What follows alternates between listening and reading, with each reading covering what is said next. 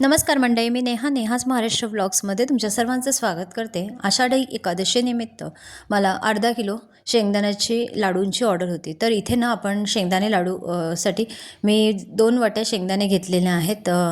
तर असे शेंगदाणे आपल्याला खरपूस मंद गॅसवर भाजून घ्यायचे आहेत। त्याची सालं अर्धवट काढलेली आहेत।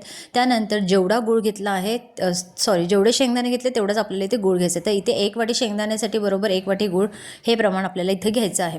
तर आता शेवटी मिक्सरमधून आपल्याला शेंगदाणे गूळ एकत्रितरित्या करायचे आहे आणि शेवटी वेलची पावडर ताशी टाकलेली आहे आणि असे आपल्याला मीडियम साईजचे छोटे छोटे गोळे करून घ्यायचे आहेत लाडूचे।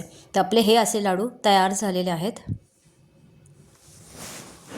तर कसं वाटलं हा आजचा लाडूचा व्हिडिओ तुम्हाला, मला नक्की कमेंट करून सांगा। हा जर व्हिडिओ तुम्हाला आवडला असेल ना तर मला कमेंट करा आणि तुम्हीसुद्धा असे लाडू नक्की करून बघा। हे पटकन झटपट होणारे असे लाडू आहेत, याला जास्त वेळ लागत नाही। नुसते आपण इथे शेंगदाणे भाजून गार करून त्याची सालं काढून आणि मग त्याच्यामध्ये एकत्र केलेला आहे गूळ।